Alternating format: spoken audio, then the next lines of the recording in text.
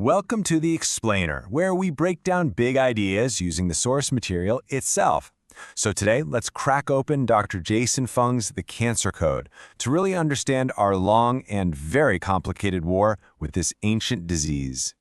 For decades, the story we've been told about our fight against cancer is one of constant progress, breakthroughs just around the corner.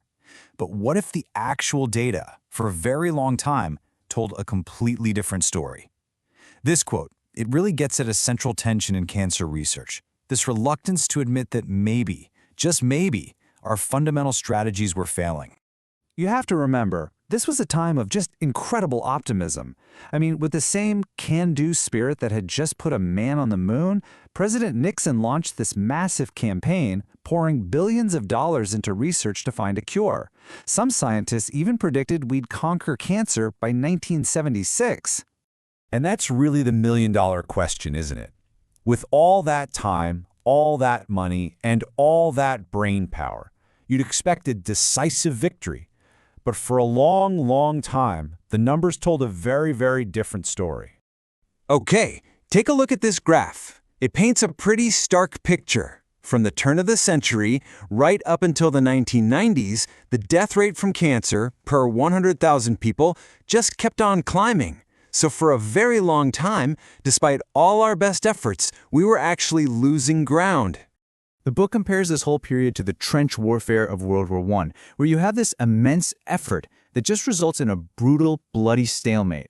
And get this, Dr. Baller, an insider at the National Cancer Institute, he publishes a paper in a top medical journal, basically stating the obvious, that our 35 years of intense effort had made very little difference in overall death rates.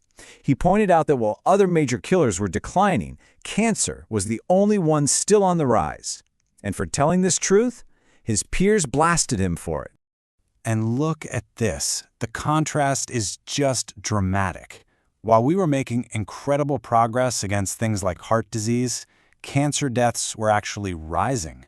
And this led to a terrifying question. Was our fundamental understanding of the disease completely wrong? So to really get why we hit this wall, we have to go back to our first modern way of thinking about cancer, our first big idea about what it even was. This brings us to what the book calls Cancer Paradigm 1.0. It's a really simple, intuitive definition. Cancer is just cells growing out of control. And a simple definition led to an equally simple solution. If it's growing, you just have to kill it. And this very simple logic gave us our three main weapons. We tried to cut it out with bigger and bigger surgeries.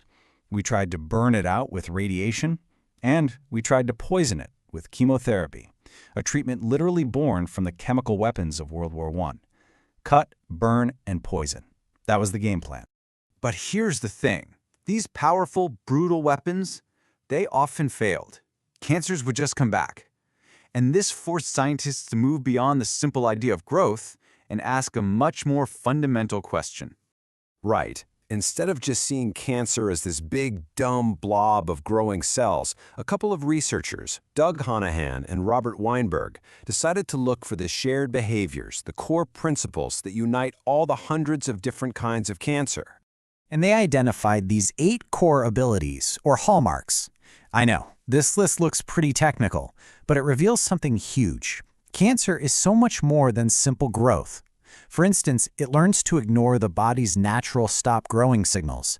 It refuses its own programmed cell death, and it even tricks the body into building it a private blood supply. It's a multi-talented, incredibly smart enemy. We can actually boil all that complexity down to 4 key characteristics. A cancer cell grows uncontrollably, it's essentially immortal, it can move and spread to other parts of the body, and it has this really strange metabolism. It basically ferments sugar for energy, which is a bizarrely inefficient way to make fuel. All right, so defining what cancer does was a massive leap forward. But it still didn't answer the big one. What kicks this whole terrible process off in the first place? What causes it? And this is so important.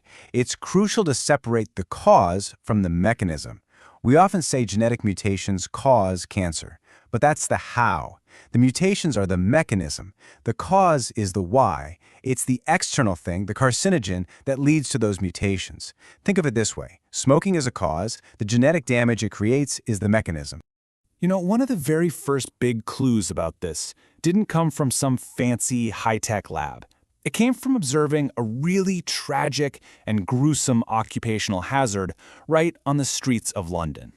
A surgeon, Sir Percival Pott, noticed that the young boys who were sent up to clean London's narrow, twisted chimneys were developing a very specific and very deadly type of cancer. He figured out that the constant irritation from soot getting stuck in the folds of their skin was directly causing it. I mean, this was a total game changer. For the very first time, a clear line was drawn from something in the environment, soot, to a specific cancer. This discovery just opened the floodgates to identifying all sorts of other carcinogens, everything from asbestos to tobacco.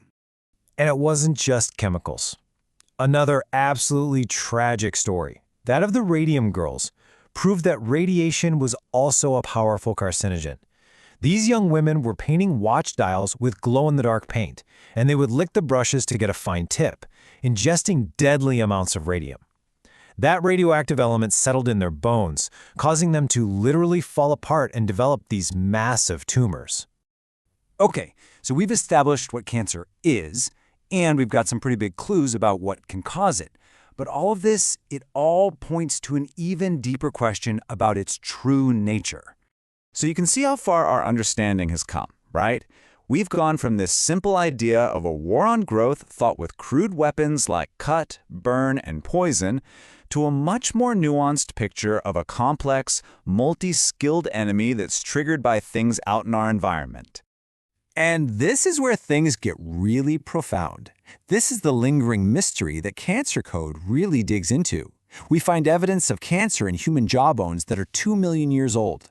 It's caused by everything from sunlight and soot to viruses and our own genetics. So, is cancer just a modern disease of random bad luck and mutations? Or is it something older, deeper, and way more fundamental? Something that's woven into the very fabric of life itself?